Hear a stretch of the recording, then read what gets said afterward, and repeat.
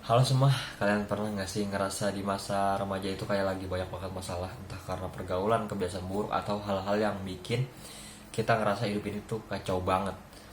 Nah, di video ini gue mau cerita sedikit tentang pengalaman gue di masa remaja. Gue yakin kalian yang nonton itu bisa relate sama beberapa bagian cerita yang gue sampaikan nanti.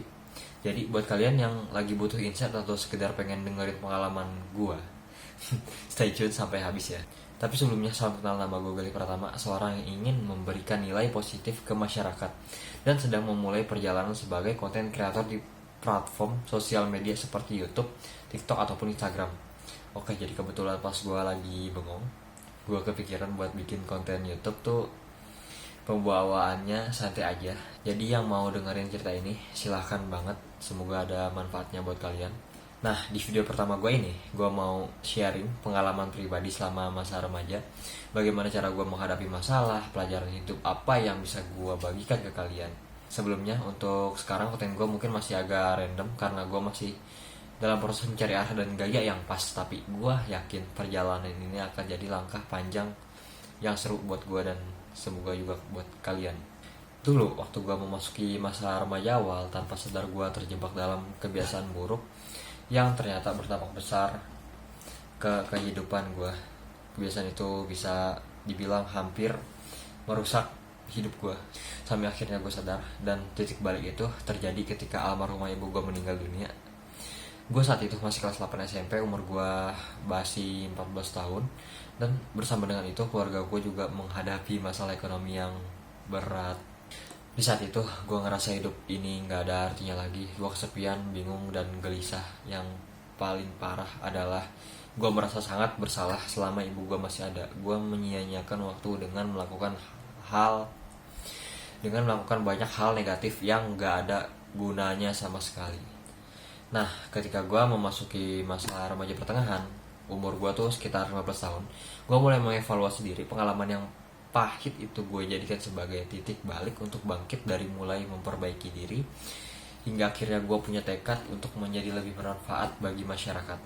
Salah satu langkah awal gue adalah dengan berpuasa media sosial, karena gue sadar gue adalah pecandu media sosial dan memutuskan buat hapus aplikasi-aplikasi seperti TikTok, Instagram, Twitter, dan lain-lain. Pokoknya yang bikin gue kehilangan waktu buat produk. Gue saranin buat kalian juga ikutan puasa media sosial, terutama buat orang-orang yang candu sama media sosial, yang susah banget buat berhenti gitu kan. Nah, selama 7 sampai 3 hari aja.